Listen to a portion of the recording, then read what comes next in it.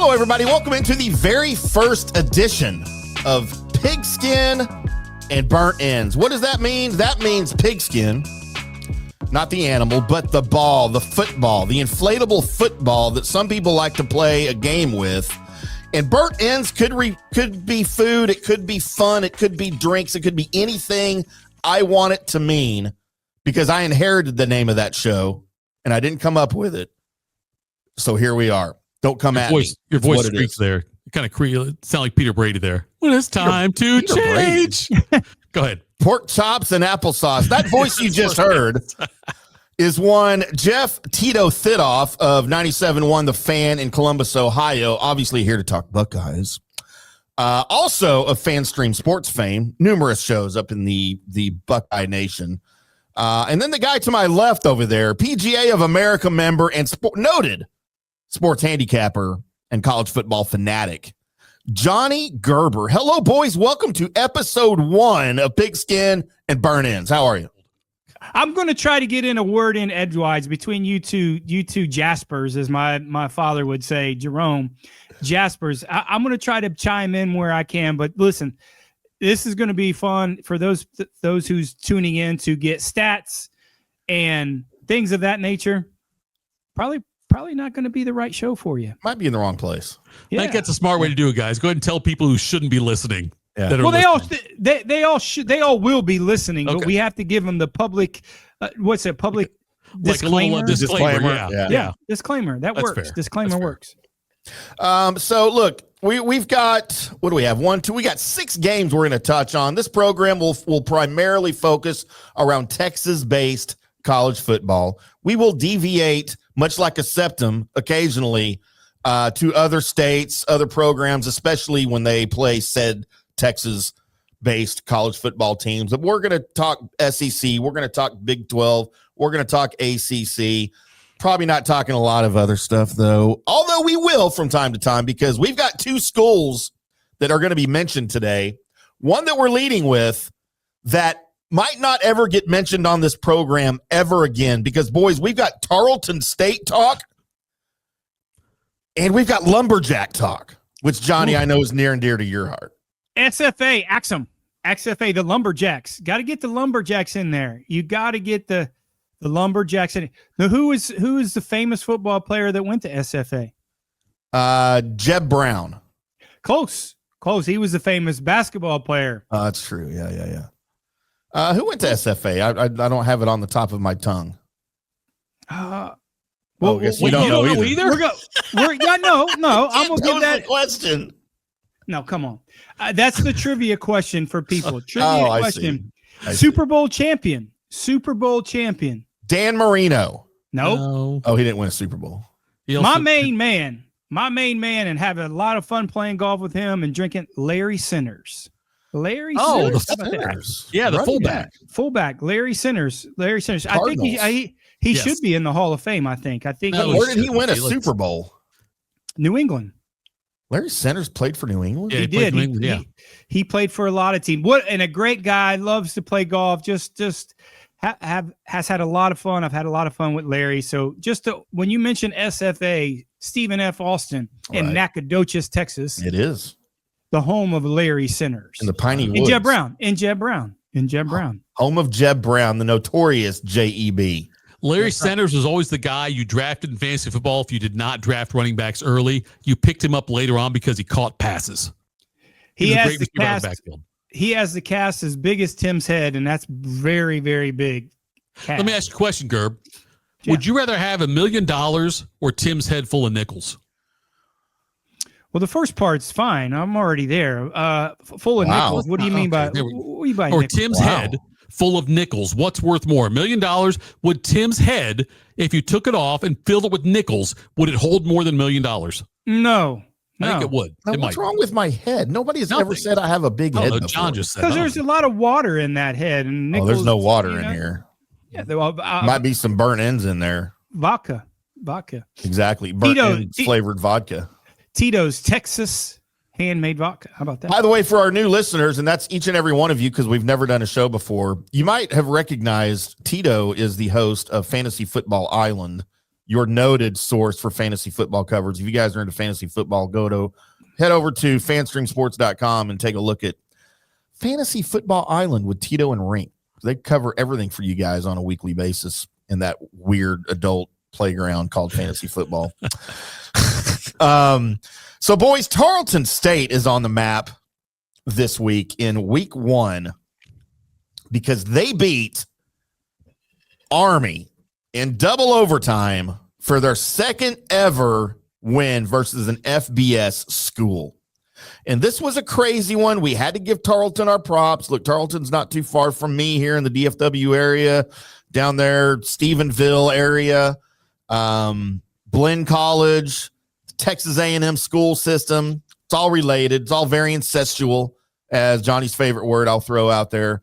But you had Brad Larson making a 37-yard field goal on the second possession of double overtime to give Tarleton State the 30-27 win over Army. And I say that because things went great for one of the kickers. Things didn't go very well for the other kicker, boys. At the end of regulation, you had the Army quarterback Dwayne Coleman leave the game with an injury after he scrambled and got tattooed. Backup Kel Helms took over. He brought the Black Knights into field goal position, but Dawson Jones, in his first ever collegiate football game, missed a 43-yard attempt in the closing seconds, sending the game into overtime. Both teams made the first field goal in overtime, and then Jones missed a 35-yarder on the Black Knights' second possession of overtime. As a kicker, literally you have one job, and we talk about kickers all the time and at every level, right? You literally had one job, and you didn't fail once. You failed twice and literally lost the game for your team. Army boys, are kickers football players, and should they all just be shot? Well, yeah, kickers. That's what I mean. They have got the most pressure and the least work to do. But Army was a 2-touchdown favorite going into that game. I can't believe they lost that game. And there were people that bet the money line on that like, oh yeah, it's a sure thing, and they get killed on that. The kicker thing. It's gotten to the point where kicking is so easy. It seems like it's hard to not have a good kicker on your team. Yeah. Yeah, if you look at something like that, and going back to a little bit of Tarleton State, you're looking at a team that, just stepped up to that Division I level and playing some of these D1 teams. But also you have to look all the big group of talented football, high school football in Texas.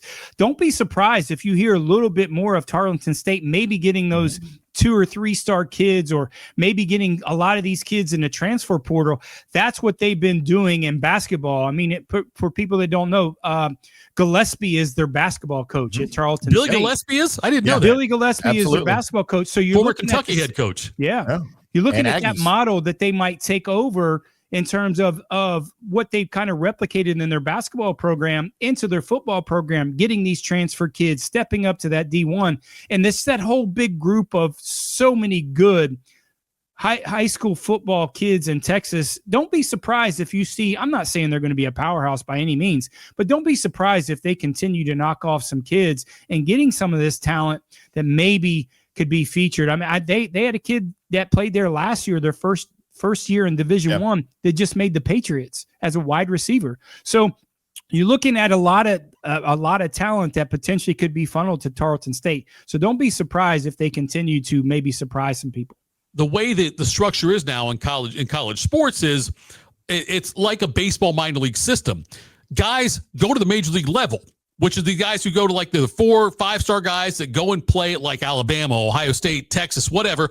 And if they don't pan out there, they go down to AAA. And AAA is that next level where you might see someone like Tarleton State. They'll pick off some of those guys, or AA or single A, whatever, as you go down, though. But a school like Tarleton State is going to be able to pick off some of those guys that you'll see a guy who's like, oh, this guy was a 4-star recruit for Indiana or whatever, or Texas A&M, and didn't get the playing time or whatever, and then what gets demoted. And no disrespect, every time I say no disrespect, it means disrespect. But no disrespect, Tarleton State, though. But they're going to get a guy, though, who was once highly regarded enough to be a D1 top prospect, who now will thrive down there. And especially, you mentioned the basketball thing. Gillespie's it's a huge advantage having him down there for that. But the football program also can benefit from that. Yeah, if you look at the kind of the back end of it, being so close to Fort Worth and North Crowley winning the state championship for Texas, I mean, you could get some of those kids that's only an hour away from Stevensville or hour and a half from Stevensville. You could get some of those kids that maybe play in that Fort Worth area that, hey, they don't want to go far from home, or they know they can play, or maybe, Tarleton State's not really getting a bunch of money, but potentially could be getting some of that NIL money that these kids could maybe don't want to sit for two years. And even though they're high, they could go right in there and star. And I think just the evolution of seeing the success of a guy making the Patriots coming from Tarleton State, I think like I said, I think they're going to surprise some people, and they're going to get a lot more talent going there than what people think.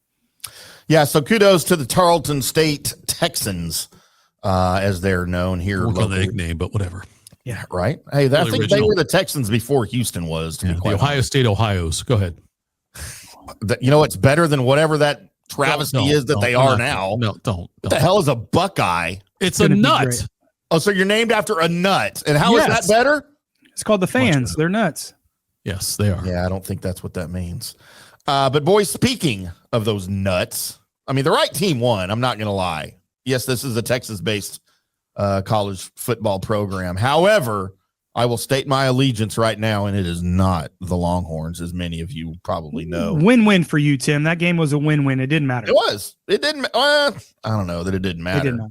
It felt good for the Longhorns to lose, but you have your number 1 versus number 3, and I was corrected by the great Tim May in Columbus. He said, if you're saying they're number 3, you're looking at the wrong poll. Right. It's what I'm looking at the same poll as everybody else, and they're number 3. 2-1, 3 in another. The number 3 Ohio State Buckeyes will be number 3, no more. Right. I don't know that they'll be number 1. But they were number 1 in the Columbus Dispatch, so it doesn't really matter. Writers poll Columbus. Yes. Yeah, writers poll Columbus. Yeah. Number 1 everywhere. But, it was a game heading into the horseshoe, all of the hype. Like, I don't know that I've seen this much hype in a week 1 game between two teams. I don't care where they were ranked, because you had all of the storylines. You had the rematch of the playoff. Mm-hmm. You had, but it's really not. You have 2 new quarterbacks. You had 14 players replaced, I think, on the Longhorns team, 12 players replaced on the Buckeyes team. It wasn't really a rematch, but it was, especially for the fans, which is what matters, right? And then you had, of course, the additional thrown-in storyline of Arch Manning, who's been this poor hyped kid for the last 5-6 years of his career, going back to high school. Dookie. And then you had Julian Sayin, who was heavily recruited by literally every team in the country, including Texas, and ended up in Columbus. And who and Sark knows Archie, or knows Arch. Everybody knows Julian. It was just, there were so many storylines going into this game. And then we finally got to play the game. And I think exactly what we thought was going to happen, except for the Texas fans, I think happened, where you had 2 teams. And again, Tim May on the Tim May show said it very eloquently. This game was going to be clunky. And I think it was. First game of the season, no preseason. And you saw 2 good teams battling out. The better team, I think, in the long run won. Tito, thoughts? Yeah, so Ohio State comes into this game, and they've got to replace, obviously, their starting quarterback. They got Julian Sayin coming in, who is vastly inexperienced as far as game experience goes. Had to replace 2 guys got drafted early in the NFL draft at the running back positions.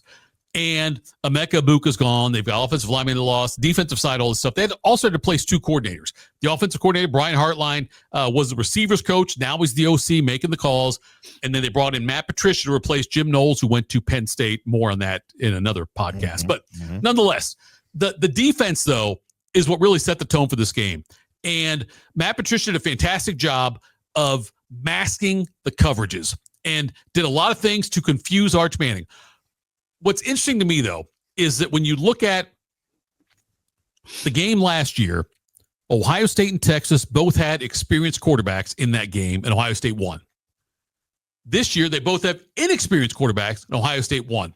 I think that says a lot. I'm not ripping Sark, but I'm just saying I think it says a lot about Ohio State's coaching staff and their philosophies, that I feel like Ohio State's staff has outcoached Texas' staff now 2 games in a row. Texas is going to be good this year.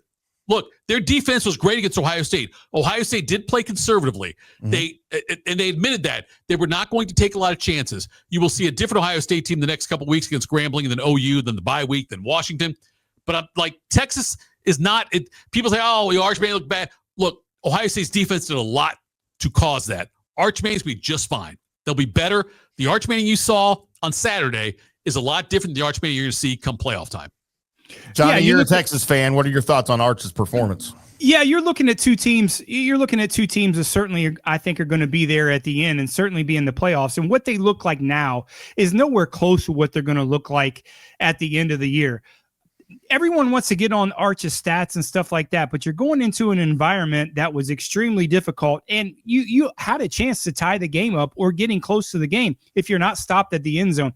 Everybody's harping on Arch that he didn't perform, and I know his percentages of incompletions, he only threw 39% completions or 38%, the lowest stat of any quarterback University of Texas starting. But you also have to give credit to, first off, as Tito said, the coaching staff of Ohio State did a masterful job in terms of how they not only had the defense and Patricia coming in and game planning for them, but I'm going to give credit to Hartline. First time coming in as an offensive coordinator and goes to a fresh or a first-time starting quarterback in an environment, even though that you are at home, that basically didn't lose the game and gave him some opportunities and opened up the game a little bit more to make him feel comfortable than I thought Sark did with Arch Manning. And I don't want to get too caught up on Arch Manning's stats and going into a place like that. Would it look a little bit different if Julian Sand was going into Texas? Would those stats be relatively same? Yeah, probably.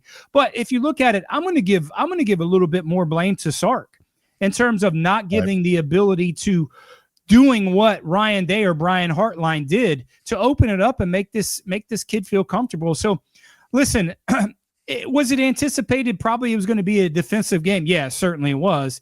But I think Arch is getting too much of criticism in terms of how he played. And I'll go back to say maybe Sark didn't put him in the best positions to allow him to feel comfortable and open up what Brian Hartline did, the offensive coordinator for Ohio State, did for Julian Sand. Yeah, and I thought we'd see somewhat if we were going to have an offensive game, which I don't know how you could expect a huge offensive game with two brand new quarterbacks, two really new teams, as we discussed, and two good defenses going against each other. But I thought you'd see more Ryan Wingo for Texas involved. I thought for sure you'd see more Jeremiah Smith involved in the passing game for the Buckeyes. But again, two top-notch defenses. I think that was the goal for each defense, was to shut down the star wide receiver, for the other team. And that did not bode well for either quarterback. They kind of had to go to, second reads here and there, and they're inexperienced. So you expect some of that. But in the long run, yeah, outcoached for sure by the entire coaching staff in Columbus, outcoached Sark and his guys.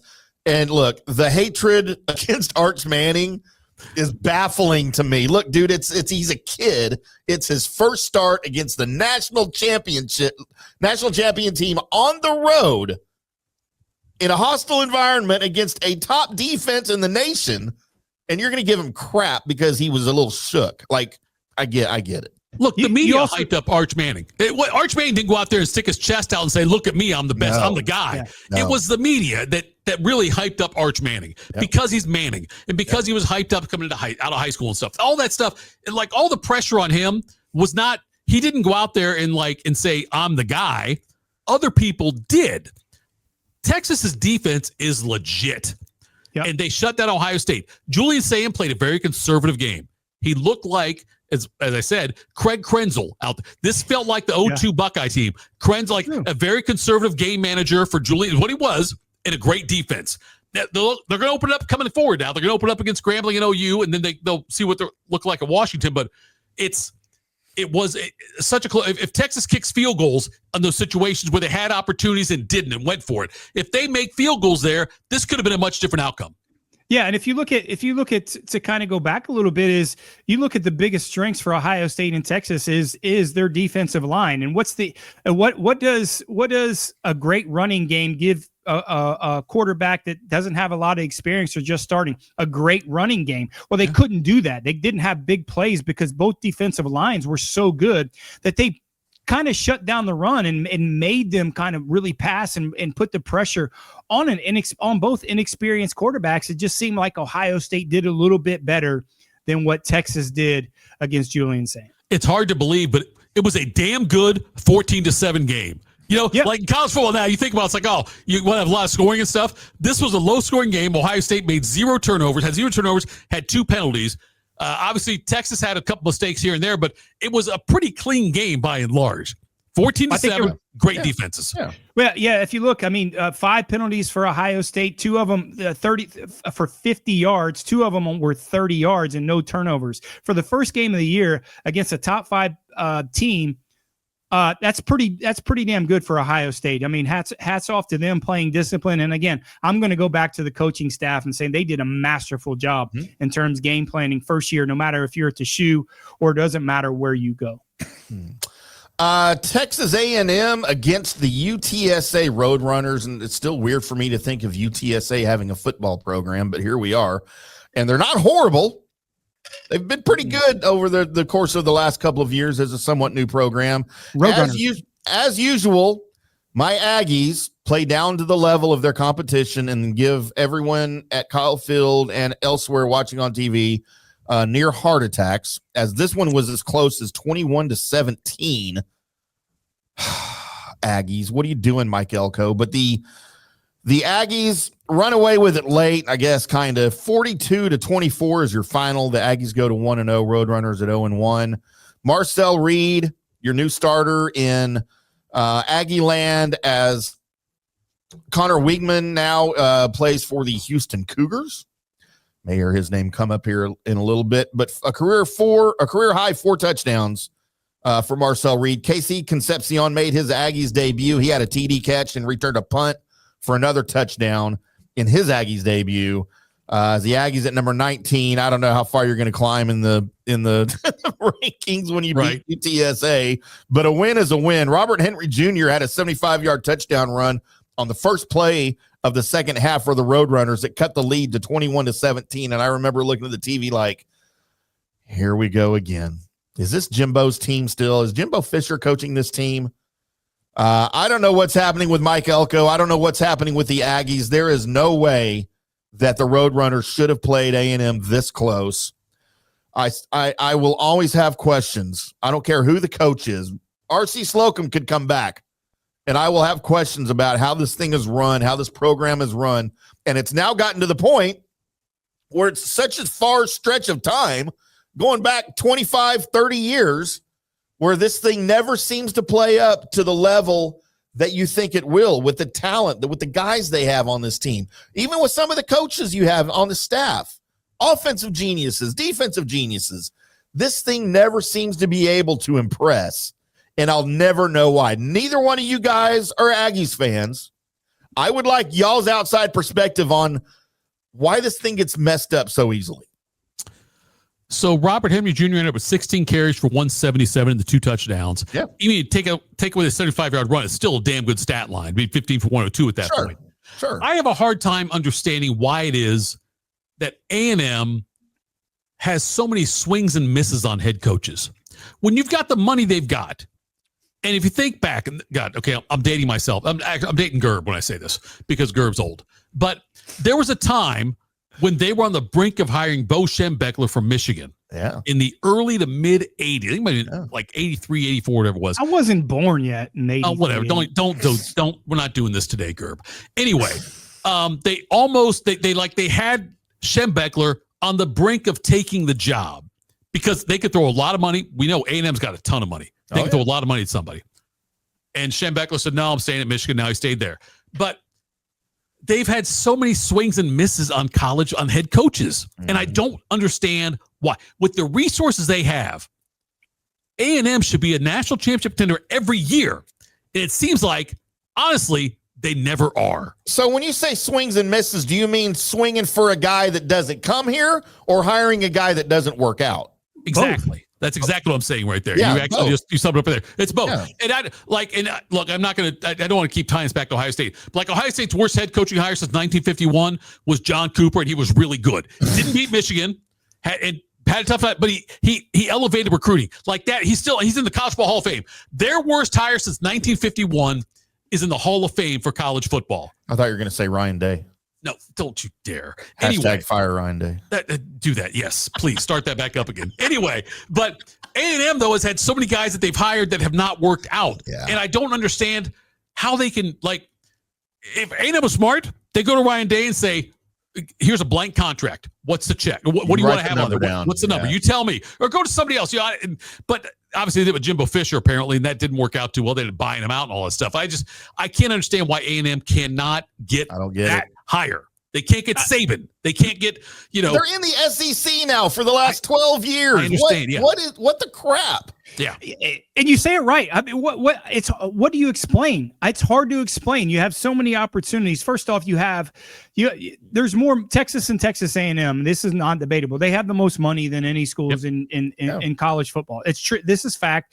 I didn't make it up. Ohio State's close, but this is fact. Second off is you can't defend A&M. There's nothing to defend. You have every resource. You have one of the top 2 or 3 best athletic facilities there for training. The guys go there. You have a talent pool in Texas that you don't have to leave, and you have all the money in the world. So what is it? I mean, it's hard to explain. No one can put their finger on it. What is it? Is you go there and there's so many pretty women, or they don't go to? I don't know. I don't know what it is. And the same as JT is in Ohio, outside looking in. It's like, I don't know either. And you being so close to the vest there, you're like, I don't know either. So there's not an excuse until, is Mike Elko the guy? I don't know. But if he's not the guy, who is? I hope he is. Because you've tried everything. He's an Aggie, right? He went and had some success at Duke. So who's the guy if he's not it? We don't know. Again, you have 4 questions there that you don't know the answer to. Why?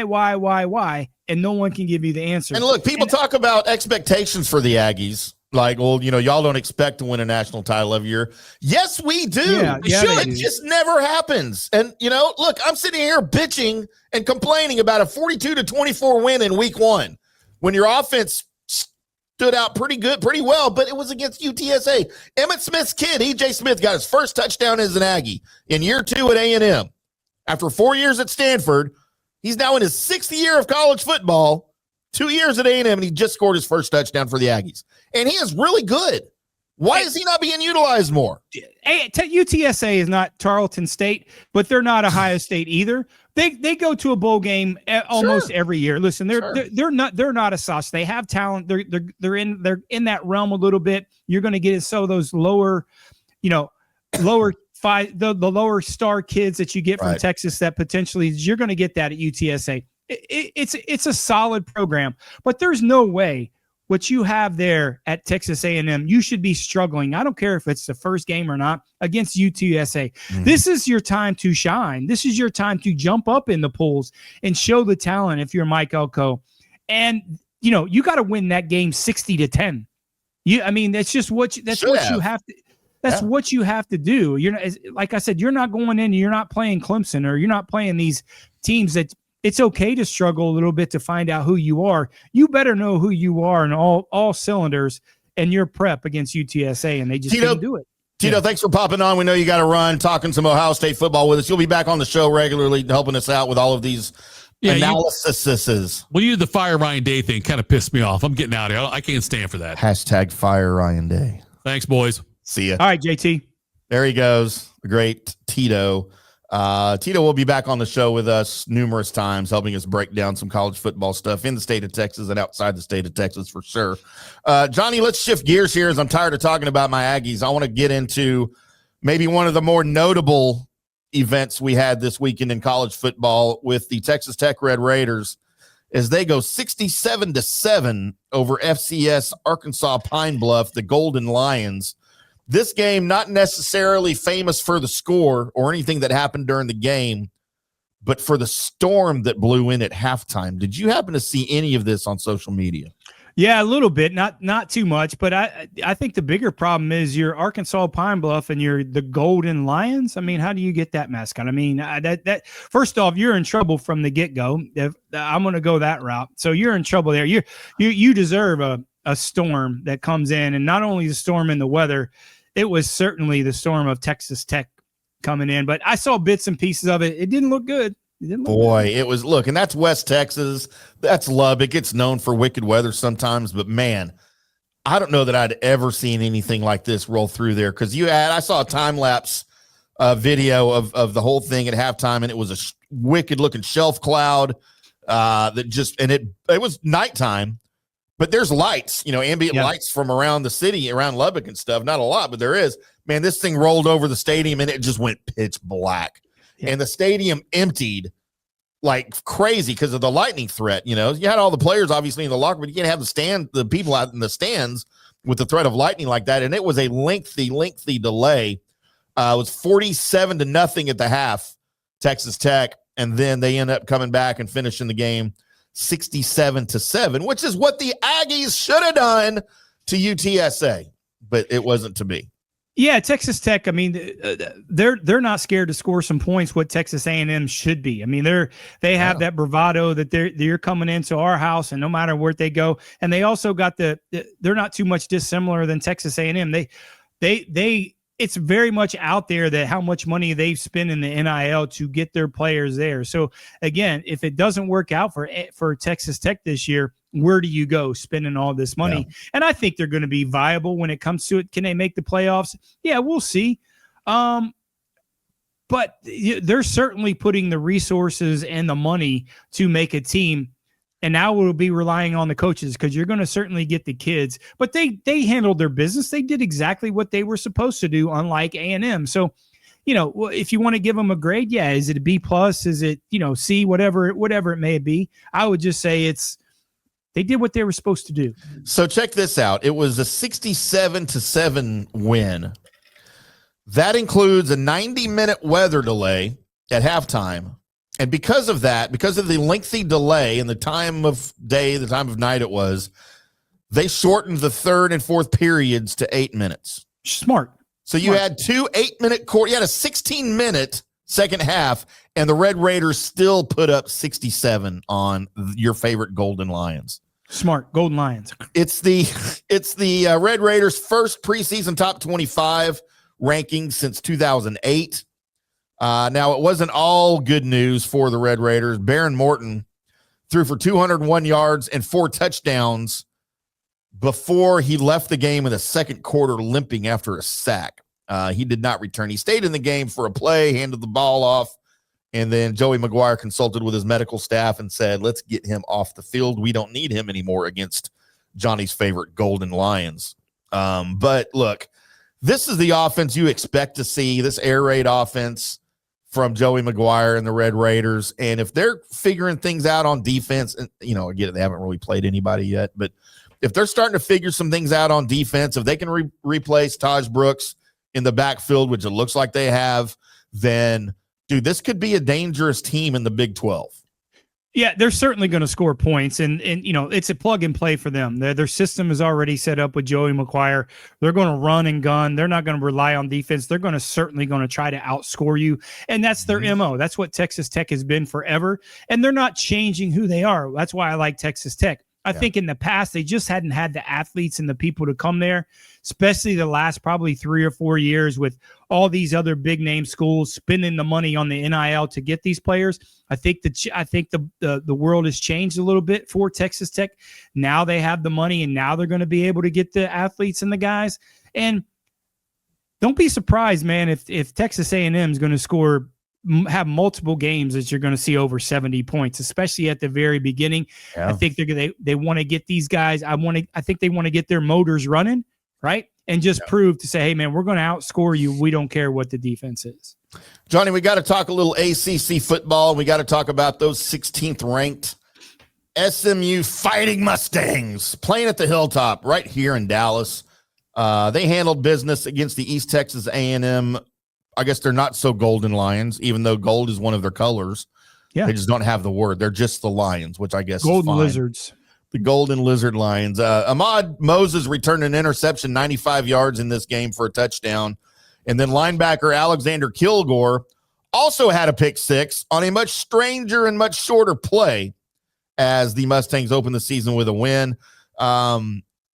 it didn't take long for the Mustangs to get going in this one. They led for good after Kevin Jennings' 63-yard TD pass to Romello Brinson on the third play of the game, less than a minute into the game. He completed 22 of 30 passes for 260 yards, 2 touchdowns, and he ran 7 yards for another score. Brinson had 7 catches for 121 yards.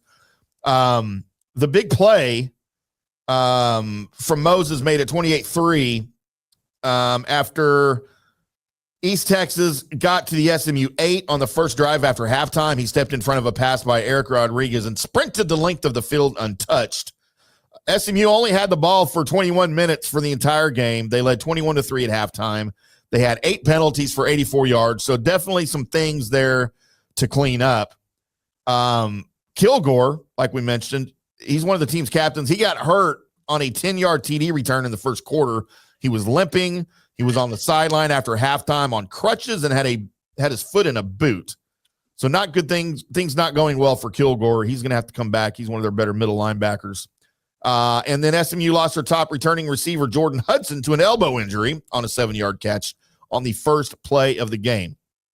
But look, SMU, they're going to be another one of the favorites in the ACC. I think they're ranked 16. I don't know how far you're going to climb the rankings by beating East Texas A&M. But certainly they did what they needed to do, barring the injuries in their opening game. Thoughts? Yeah, I mean, you can only beat the opponent that's in front of you, right? It's not their fault. I mean, they're scheduling, and how do you beat them, I think, really matters. And I don't think it's going to be a deterrent in terms of looking into the college football playoffs where they were last year, getting back in the college football playoffs. But certainly style points does matter. Are you supposed to beat the people that you're supposed to beat in a handle fashion? Yes. The challenge probably for the coaching staffs, and I'll put Texas Tech in there, and certainly SMU is, how do you manage your players? You got a couple players hurt that maybe didn't really need to be in there after that, but a little bit that's the first game of the year. You don't know how your body heals until you get hit, and some of that's wear and tear, and big difference between playing injured and playing hurt. 2 big differences there, and it could be something simple in conditioning going into the season. You see a lot of this, some of these guys getting hurt early, just not getting used to the pounding and the hitting. Practice is one thing. But again, SMU, I think certainly is the favorite for the ACC, and certainly should they be. They're another team like Texas Tech it's super high powered, going to score a lot of points, and are certainly going to try to outscore you. Their advantage is, they're playing in the conference that is certainly not nearly as dominant as the Big 12 that Texas Tech is going to be playing in.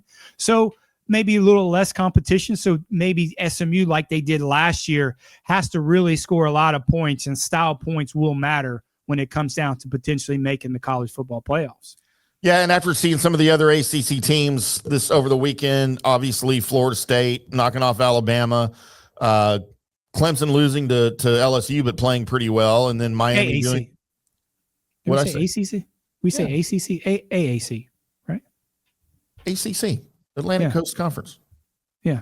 But yeah, so that's going to be a hard fought conference though for everybody, but we'll see what happens. Now we got to end the show, as I promised, by bringing up your Stephen F. Austin Lumberjacks. Even though it was not in a winning effort, Johnny, as the Houston Cougars over the Lumberjacks at home, 27-0. As Conner Weigman, the former Aggie, throws for 159 yards and 3 touchdowns to beat the Lumberjacks. Now, you are the media member of note for the Lumberjacks. What's going on? And Stephen F. Austin, is the coach getting fired after this loss? No, certainly not. I mean, listen, it's Stephen F. Austin. I'm going to have to refer to some of my people that actually went to Stephen F. Austin and Nacogdoches when it comes to there. I mean, obviously, jumping up to that Division I level a few years ago is something big for Stephen F. Austin. Their tradition is more of, it's such a great place to party school and being around there more so than athletics itself.